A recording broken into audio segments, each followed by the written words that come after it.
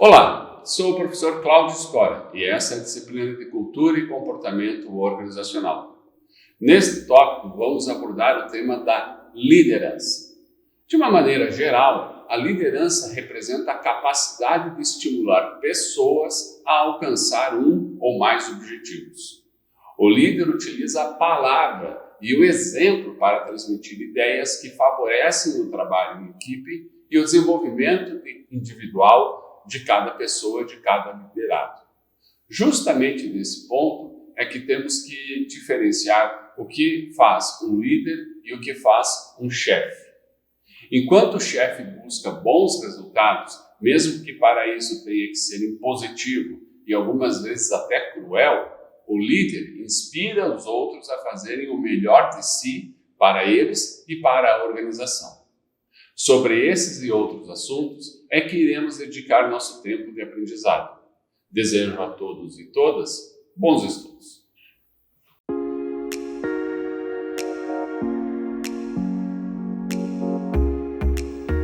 Olá, nosso tema é liderança. Esse tema tem fascinado muitas pessoas durante muito tempo para tentar discutir quais são as características, quais são as habilidades, competências, o que faz de fato uma pessoa ser um bom líder. Traz à tona muitas indagações sobre receitas, fórmulas, tentativas de identificar como que um líder deve se portar, como construir um bom líder. Por que existe essa grande preocupação, esse grande trabalho em relação à liderança? Porque, obviamente, sabe-se da capacidade de influência que um líder tem para a condução de um determinado grupo. Então, sabe-se que, independente de qual seja a organização e seus interesses, líderes melhores conseguirão fazer com que os grupos produzam resultados melhores. Nesse sentido, então, saber as características da liderança são essenciais para que se possa construir um modelo de desenvolvimento de líderes. Uma das questões que é falada durante muito tempo e entendido muito tempo sobre a liderança diz respeito ao fato de se ela seria algo inato ou não. Ou seja, as pessoas já nasceriam com características de liderança. Para isso, muitas pessoas acreditam que a liderança é um dom, ou seja, algo que alguém recebe de alguma maneira, e a partir de ter essas características inatas, a partir dessas características desde o seu nascimento, pudesse ser predestinado a melhor dirigir, a melhor orientar e a melhor direcionar as pessoas. Muitas das vezes essa concepção foi propagada a partir da ideia, principalmente das monarquias, aonde para justificar, por exemplo, as decisões de um rei, que era então o absoluto, era o tomador de decisões, era a pessoa que era, entre aspas, iluminada, digamos assim, se acreditava e se publicava que a liderança era um dom. Ou seja, se a pessoa nasceu dentro de uma família real, obviamente que ela teria as características, as capacidades para liderar aquele povo. E isso foi muito defendido durante muito tempo para trazer crédito ao sistema de monarquia, ao sistema de organização social e política de um determinado país. Hoje a gente sabe que isso é uma falácia. Obviamente que podem existir pessoas que tenham mais aptidão a utilizar as suas características de liderança em determinados contextos, mas que isso não é algo que uma pessoa nasce e tem. É algo que possa ser efetivamente desenvolvido, treinado, capacitado.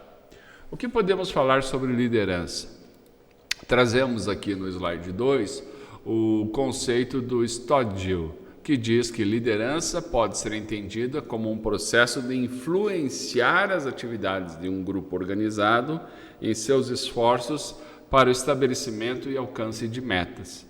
A gente entende, então, que a liderança está intimamente ligada ao conceito de uma organização. Porque uma organização ela é feita por meio de um grupo que tem determinado objetivo. O líder, então, seria aquela pessoa que compõe o grupo que vai, então, tomar medidas para influenciar as pessoas a ter atitudes, ter ações para que os objetivos propostos sejam atendidos. Nesse sentido, então, a gente pode verificar essa questão envolvendo liderança e o próprio conceito de organização. Outro entendimento que se tem é que a liderança envolve algumas características, algumas questões. A liderança vai envolver um processo, e esse processo se dá a partir da ação que o líder toma, seja uma ação física ou uma ação comunicacional. Tudo está relacionado, então, a um processo que vai ter início, meio e fim, uma entrada, uma saída, um processamento, dentro do próprio conceito de processos, que faz com que seja exercido a influência. Um líder vai ser mais influente ou não, de acordo com vários aspectos que envolvem um grupo. Nós já vamos entender e vamos buscar entender quais seriam esses elementos. Também a gente pode afirmar que ocorre dentro de uma perspectiva, dentro de uma questão grupal, de um contexto grupal. E também nós temos aqui ainda, fazendo a divisão desses vários elementos que compõem o conceito de liderança, que esse grupo vai ter determinada medida de acordo com a influência que um líder tem dentro do seu processo de atuação, de gestão, para atingir determinados objetivos e metas. Então, o resultado efetivamente faz parte das preocupações do líder, faz parte deste elemento que é colocado como essencial para a liderança. Então, nós temos aqui uma visão muito clara entre elementos que compõem a liderança. Ela não é episódica, ela não ocorre uma única vez. Você não é líder porque fez e convenceu um grupo durante uma única situação. Ela envolve influência, ou seja, as pessoas modificaram atitudes a partir dessa sua ação. Ela vai, então, ser desenvolvida num contexto grupal, onde que 2 ou mais pessoas estejam envolvidas, e vai estar envolvido ao alcance de algum tipo de resultado. Isso, então, são características que permeiam o próprio conceito de liderança. Quais são os elementos do contexto da liderança? E aqui nós temos a visão do Guidini, Heskey, Carneiro e Likert, resumidas para tentar entender vários aspectos que envolvem a questão da liderança como um todo. Nesse sentido, nós temos desde características individuais, aquelas da organização ou ainda externas a essa questão.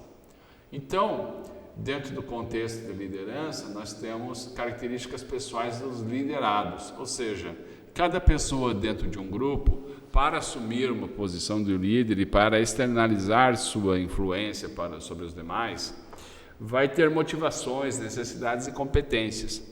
Motivações pessoais, necessidades pessoais e até competências internas que fazem com que essa pessoa possa assumir uma posição de liderança e uma atuação nesse sentido. Existem também a questão que envolve as características pessoais do líder. E nesse sentido nós também temos um outro elemento que é o estilo. É muito discutido quais são os estilos de liderança, como eles são executados. E nós vamos conversar também depois sobre quais são os vários estilos de liderança de acordo com a escala e a proposta, na verdade, de Likert. Existem as características da tarefa ou da missão. Existem tarefas que é necessário você fazer uma reflexão até do ponto de vista moral se você vai executar ou não. Às vezes é necessário verificar aspectos calculistas, o quanto vale a pena fazer esta questão ou não, ou ainda aspectos alienatórios. Temos também o contexto organizacional e social da liderança. A liderança é executada a partir de um determinado momento, a partir de uma determinada razão, a partir de um determinado contexto.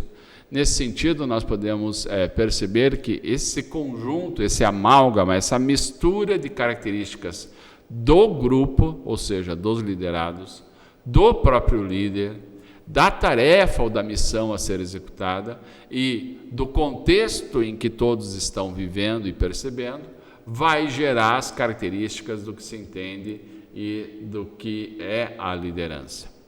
Uma outra maneira de entender essa questão também diz respeito às interações que ocorrem dentro da liderança e que trazem, de uma certa forma, um resumo do que um líder deve fazer.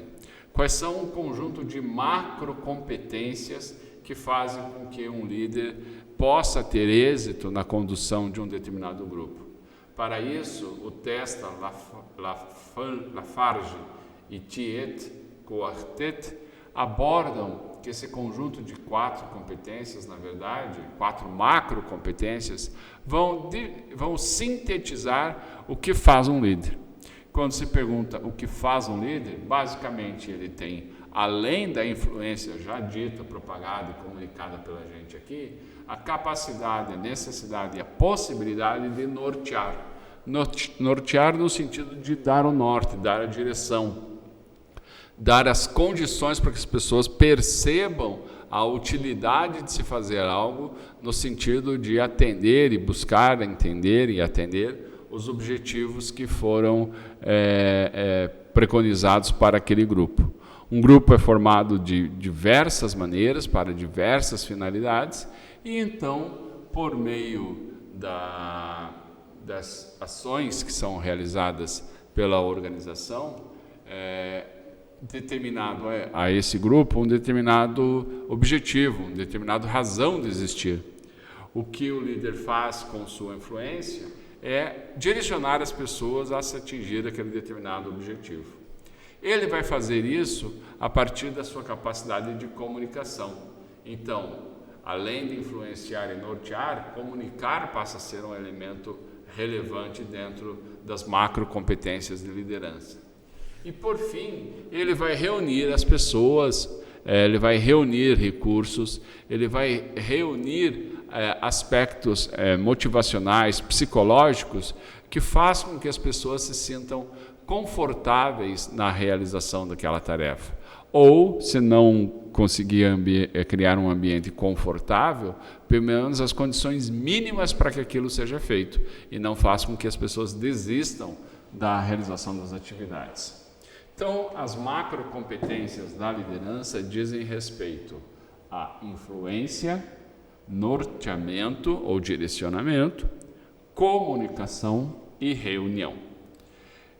É necessário falar também que existe uma sequência de elementos que vão compor a própria questão das competências de liderança. Como construir essas competências? O que é necessário para se ter uma maior e melhores resultados na condução de equipes? Nesse sentido, então, faz-se necessário compreender essas etapas, também apresentadas por Testa, Lafarge e Thiet-Quartet. Falam esses autores que para se ter um bom desempenho dentro de um grupo, dentro da prática da influência, norteamento, comunicação e reunião, é necessário desenvolver a liderança pessoal. Com isso, dentro da sua atuação dentro de um grupo, é necessário a pessoa se autoconhecer, ela saber quais são seus limites, saber quais são suas potencialidades e, principalmente, ter segurança disso quando for aceitar uma determinada missão. E a partir desse desenvolvimento da liderança pessoal, surge outro momento, que é, dentro do grupo, definir a visão e compartilhá-la. Essa visão ela vai ser feita da maneira que você vai demonstrar à equipe, ao grupo, qual é o caminho, a partir da próxima etapa, que é compartilhar e comunicar a visão, para que as pessoas possam ter uma determinada atenção, um determinado objetivo que possam ter um engajamento. Para isso é necessário fazer aderir a visão. Olha, o resultado esperado é X e nós podemos fazer isso. Então é interessante se trabalhar em reunir a equipe em torno da visão. Com isso é necessário então fazer com que as pessoas se inteirem, saibam e sejam parceiras na execução das atividades. Aí existe a possibilidade a necessidade de acompanhar as transformações, tanto do ponto de vista das ações que sejam feitas e principalmente o quanto as pessoas entenderam da visão que é compartilhada a elas, parte-se para a atribuição de poder. Porque, obviamente, um líder ele não vai fazer as coisas sozinho, ele precisa da equipe. E essa equipe precisa ter sublíderes que, às vezes, vão assumir uma posição de destaque momentaneamente. Então, a atribuição de poder vai fazer com que as pessoas possam saber que, em determinado momento, alguém vai ter destaque, alguém vai ter êxito maior na condução daquele grupo para atender aquela visão que foi detalhada. E, por fim, é a função do líder encorajar e valorizar os membros no sentido de fazer com que o resultado a ser alcançado pode ser feito, pode ser possível. A gente pode trabalhar aqui dentro de um entendimento de um sargento que tem uma missão de atacar uma determinada base de seus inimigos, isso dentro de um ambiente de guerra. Nesse sentido, esse sargento foi previamente escolhido para executar suas funções porque a ele foram encontradas características de liderança pessoal que fizeram com que ele emergisse dentro do grupo e passasse a ser respeitado e entendido no grupo como uma pessoa com capacidades para liderar aquela atividade. É definido e trazido a ele o objetivo: vamos atacar um ninho de metralhadoras. A ele, então, cabe a capacidade de compartilhar e comunicar às pessoas o objetivo. Nosso objetivo é destroçar e destruir aquele ninho. Vamos todos lá, então ele começa a trabalhar em torno do aderir à visão, a reunir a equipe, e ele vai falar: vejam, vamos fazer isso porque é possível, é necessário, nós precisamos ganhar uma guerra, estamos aqui para fazer o nosso trabalho, vamos fazer isso pela nossa pátria, nosso país e nossos amigos. Então é necessário ele perceber dentro da equipe quais são as pessoas que estão mais aptas para tomar frente a esse ataque, direcionando elas com as técnicas, as armas adequadas. Ele vai atribuir poder também, colocando: olha, nessa situação é melhor que tal fulano faça isso, o outro faça aquilo, ou esse faça outro, e se eu, por exemplo, cair nessa ação, quem vai tomar a posição é o cabo já está preparado, etc. E aí, no final, há um encorajamento e valorização das pessoas para tentar cumprir essa missão. Espero que essa equipe que eu mentalizei enquanto nós estamos falando aqui, trazendo esse exemplo, tenha tido êxito e todos voltaram satisfatoriamente às suas atividades. Obviamente que era melhor que nem tivesse tido a guerra, mas em todo caso, algumas guerras e algumas batalhas na vida são necessárias. Então aqui existem essas competências que são alusivas, são necessárias para a liderança. Uma outra questão que se faz dentro de uma divisão de líderes e de possibilidades de líderes é que não existe necessariamente um tipo de líder certo, existe um líder que ele vai ser mais adequado a uma determinada função. Basicamente existe aqui uma dicotomia entre as várias dicotomias que existem para dividir líderes e tipos de líderes, que é mais usual. Há o líder que é muito focado em processo ou orientado para as tarefas, e aquele líder que é muito orientado, muito focado no relacionamento. Então ele é orientado para as pessoas. Quais são as características desse líder orientado para as tarefas? Ele vai querer sempre finalizar o trabalho, ele planeja e estabelece como o trabalho será feito, vai atribuir responsabilidade pelas tarefas a cada subordinado, vai definir claramente os padrões de trabalho, ele procura completar o trabalho, vai monitorar os resultados de desempenho e preocupa-se com o trabalho, métodos, processos e com as regras e regulamentos. Então, de um lado, num oposto dessa questão de líderes orientados pelas tarefas, existem essas características que são muito direcionadas, muito orientadas àquele tipo de líder processual, que se preocupa, antes de tudo, com a tarefa e o resultado a ser executado. Para ele, isso é mais importante do que as relações pessoais, as relações interpessoais e a maneira pela qual se dá o relacionamento entre liderados e líder e o relacionamento entre os próprios liderados, que faz parte do relacionamento interpessoal. Por outro lado, o líder orientado pelas pessoas vai buscar entender o comportamento orientado para apoiar as pessoas no trabalho. Ele atua como apoio e retaguarda para os subordinados. Olha, faça isso, se der algum tipo de problema, eu estou aqui, certo? Desenvolve relações sociais com os subordinados.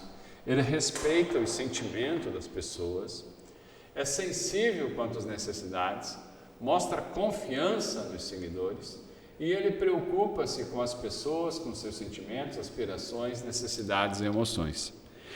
Aqui a gente pode verificar que faltou ao líder orientado pelas tarefas, ao líder puramente, totalmente orientado pelas tarefas, aspectos, por exemplo, motivacionais. Da mesma forma, aquele líder orientado para as pessoas e puramente, totalmente orientado para as pessoas, falta a este líder aspectos de entrega na produção de resultados. Isso significa que não é um bom líder e um líder adequado aquele líder orientado para as tarefas. Também não é um bom líder e não é um líder adequado o líder orientado para as pessoas. A questão essencial é saber, diante de uma visão longitudinal entre a liderança orientada para as tarefas e a liderança orientada para as pessoas, como se situar em cada questão. Há momentos em que é necessário morder, há momentos que é necessário assoprar. Não é esse o ditado que é feito e falado e propagado por aí? Pois bem, é isso que se fala quando se pensa nesses estilos e nessas visões sobre liderança.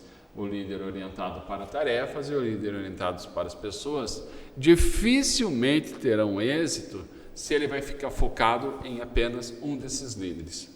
Nesse sentido, podemos trazer à tona um técnico de futebol. O técnico de futebol que exagera no treinamento, nas jogadas ensaiadas e pouco se preocupa em fazer com que a equipe se sinta bem.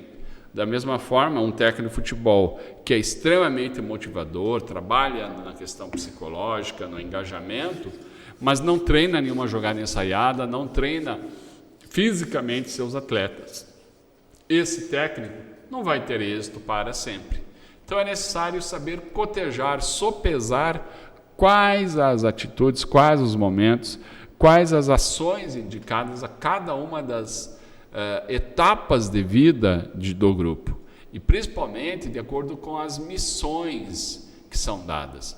Às vezes, uma missão mais complexa vai exigir uma orientação para a pessoa maior. Às vezes, trabalhos muito rápidos e repetitivos vão exigir uma orientação para as tarefas maior. Então, tudo depende muito. Souza, Barbosa e Correia, que são os autores que apresentaram essas duas visões, vão ser muito importantes ao trazer essa visão de que não se trata de uma superação de um pelo outro, mas sim, o bom líder vai saber alterar essas duas questões diante do seu comportamento e de sua posição entre equipes. Isso fica mais claro quando a gente percebe aqui também a relação que pode existir entre autoridade e liberdade. Nesse sentido, nós temos aqui uma visão muito bem definida daquela gestão centrada tanto nos colaboradores, quanto centrada no gerente, quanto aquela centrada descentralizada. Nesse sentido, a gente verifica que uma gestão descentralizada, ou seja, não é centralizada nem no gerente nem nos colaboradores, vai ter um grau de autoridade pelo gerente e de liberdade aos colaboradores equilibrado. Uma coisa está equilibrada. Isso significa, então, que dentro desse grupo há uma possibilidade de você ter um espaço de autoridade e liberdade que não conflitam entre si, não geram dissabores entre si.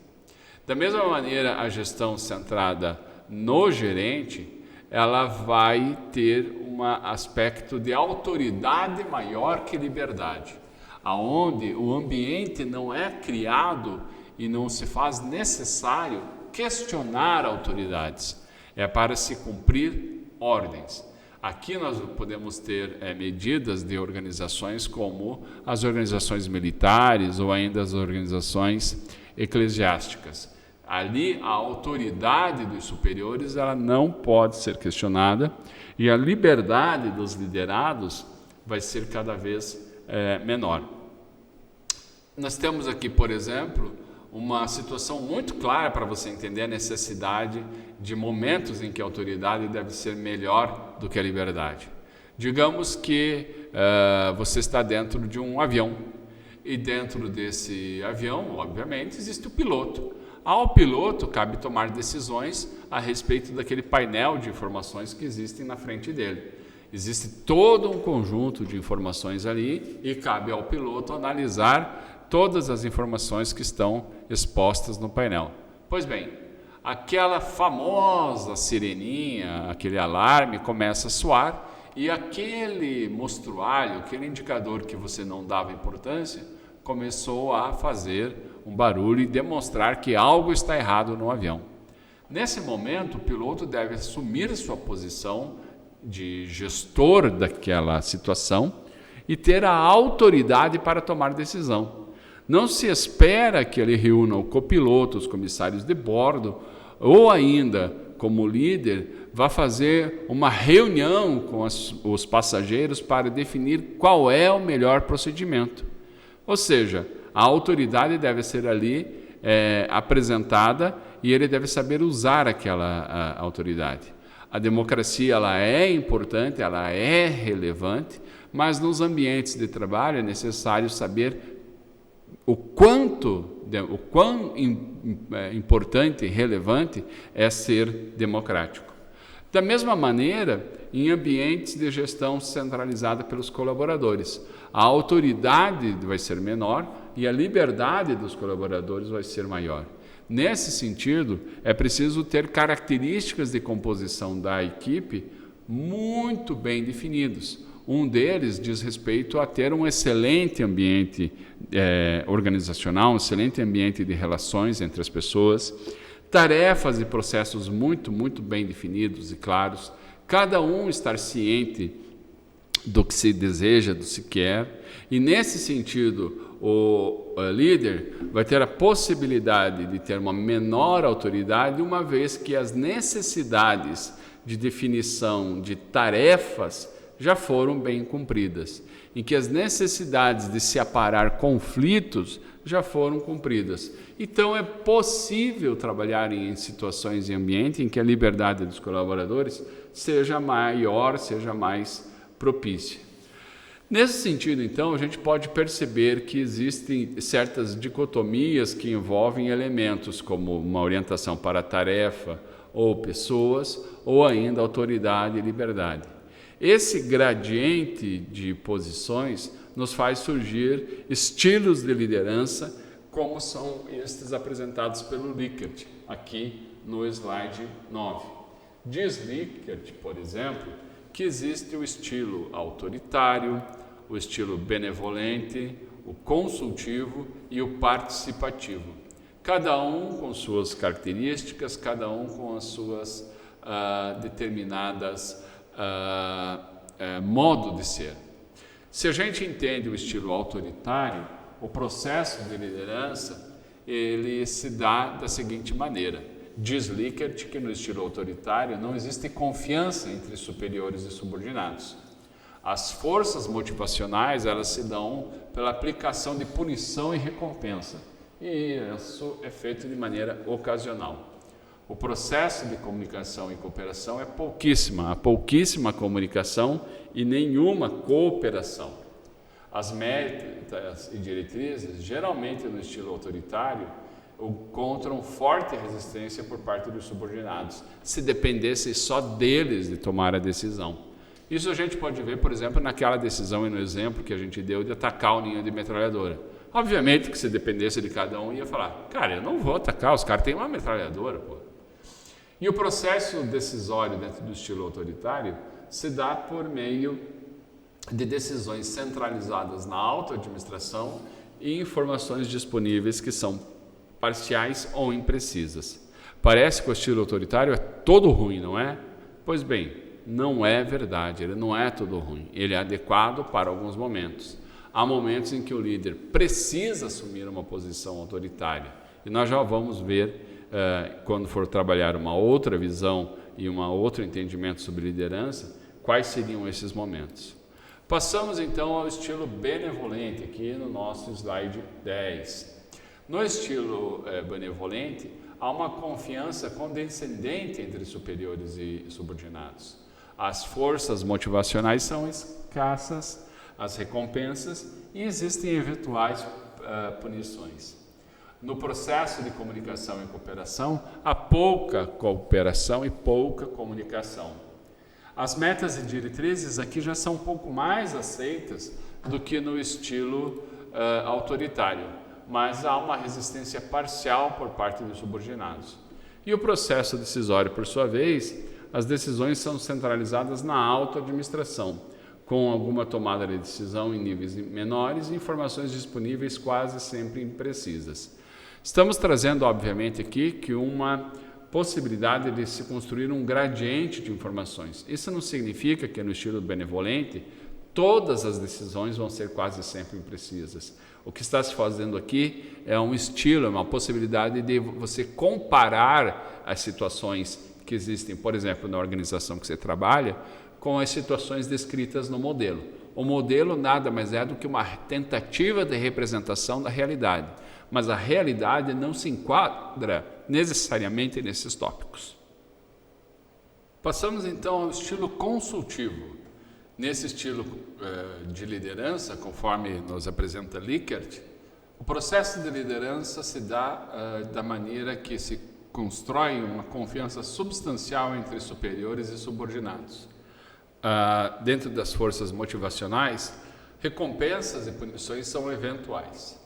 O processo de comunicação e cooperação é bastante intenso, ou melhor, ele é moderado entre equipe e líder. As metas são aceitas ostensivamente, ou seja, há grande adesão por parte das metas em relação aos subordinados, e o processo decisório ainda ocorre uma centralização na autoadministração, mas começa a existir uma descentralização e as informações para a tomada de decisão e para a equipe passam a ser mais existente, de maneira que sejam razoavelmente adequadas e precisas. E por fim, o último estilo de liderança que Likert nos mostra é o estilo participativo.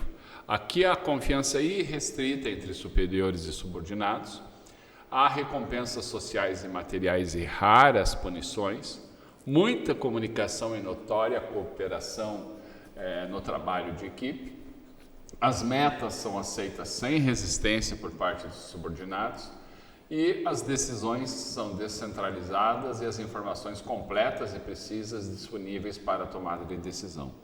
Então, esses 4 estilos que Likert apresenta, conforme nós abordamos, mas que é interessante reforçar, não vão necessariamente existir identicamente ao descrito aqui na prática. Há variantes que podem surgir da própria combinação de características com os estilos. Então, por exemplo, pode existir uma determinada situação de organização em que há uma grande resistência por parte dos subordinados em cumprir as metas e diretrizes, e isso faz parte do estilo autoritário.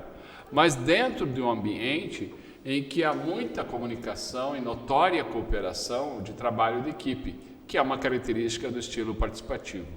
Isso porque as pessoas e os líderes não se confortam como robozinhos programados a ter sempre a mesma atitude, sempre o mesmo comportamento, sempre a mesma ação.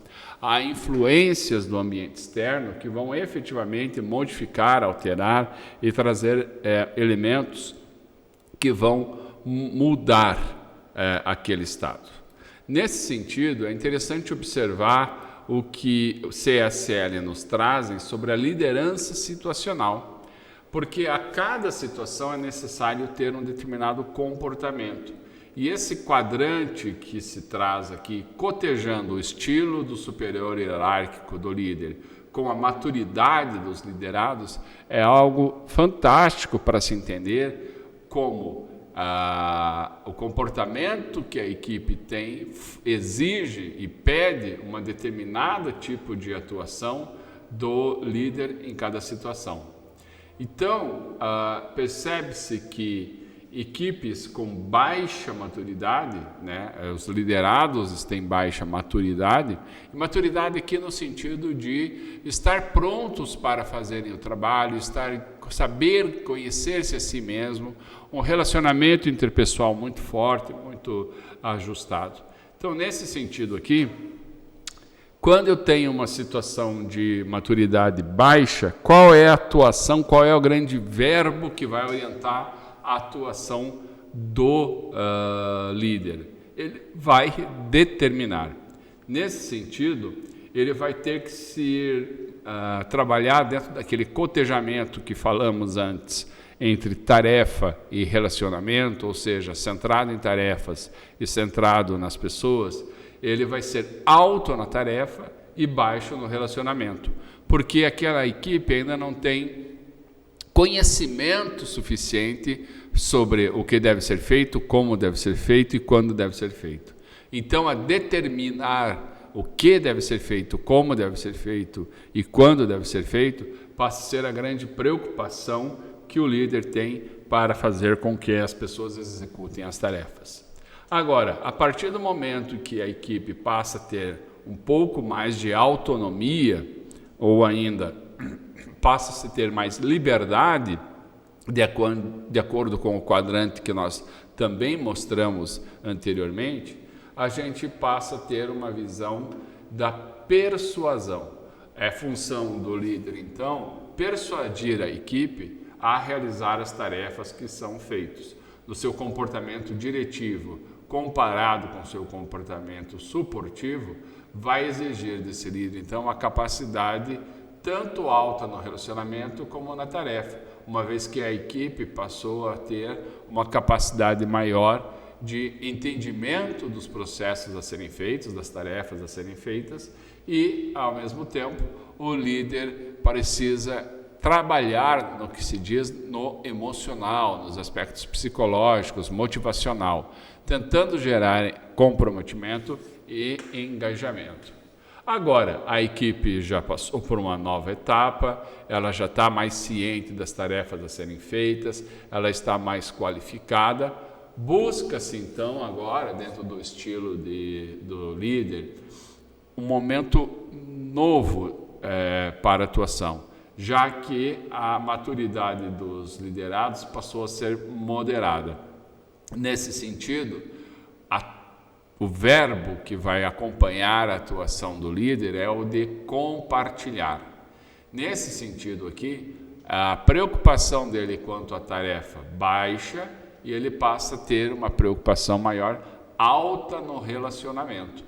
Então, cabe ao líder ter uma atuação cada vez mais de coach, de orientação, de mentor da equipe, e não gastar tempo, uma vez que na explicação do que fazer, uma vez que a equipe já superou isso e está encontrando uma nova fase, uma nova direção. E por fim, chegamos à situação do líder que vai encontrar uma situação ou uma equipe com uma maturidade alta. E aqui o verbo que vai acompanhar o líder é delegar. Cabe a ele saber, então, delegar uma vez que ele vai ter uma baixa preocupação na tarefa e baixa no relacionamento. Por que essas duas situações são baixas? Uma, a equipe já sabe o que fazer, e duas, a equipe já tem maturidade suficiente para acompanhar e saber como gerar os resultados. O líder, então, vai se preocupar em delegar e preparar as pessoas para assumir sua posição. Ele vai conseguir fazer isso uma vez que as pessoas, então, tenham domínio dentro da tarefa e domínio no relacionamento. E nesse sentido, então, a ele vai caber meramente ou reduzir a sua necessidade de supervisão do dia a dia, das questões diárias, e ter uma visão mais de supervisão do trabalho, de preparação de novos líderes para assumir sua posição ou estar preparados para posições futuras, e ainda se preocupando em como gerar inovações e melhor qualidade na forma de realizar as tarefas e as funções. Então, obviamente, também que aqui a gente percebe o seguinte: não adianta colocar um líder que tem muito foco na tarefa numa equipe com maturidade alta. Você vai trazer uma insatisfação da equipe muito grande. Da mesma forma, não adianta trazer uma equipe que tem um gestor que tenha uma grande capacidade de delegação, porque ele não vai ter a paciência de se preocupar com a tarefa e ensinar as tarefas a serem feitas. Então é necessário também acompanhar e idealizar o quanto aquele líder está desenvolvido, o quanto ele está acostumado a trabalhar com equipes de alto desempenho, o quanto ele já tem de experiência nesse tipo de resolução, de acordo com a maturidade dos liderados. Essa comparação se faz sempre necessária existir. Podemos falar, então, resumindo, todas essas questões que envolvem liderança, seus aspectos entre as várias variáveis que o executam e que fazem ela surgir seu efeito, aspectos relacionados aos estilos de liderança e as competências também, a partir dessa frase do Hunter. Ele diz que liderança é executar as tarefas enquanto se constroem relacionamentos. Tarefas e relacionamentos, então, fazem parte diretamente dessa visão que se tem do liderado. Até mesmo os estilos propostos por Lichter vão ter como pano de fundo, até a partir das outras fatos apontados, com essa preocupação que existe entre o que precisa ser feito e como as coisas são feitas. Espero que você possa ter tido bom aprendizado sobre liderança, que novos elementos tenham sido trazidos para a sua reflexão. Para saber mais ainda sobre esse assunto, aconselha-se sempre a leitura e utilizar os livros indicados para seu aprendizado, para a melhoria do seu aprendizado.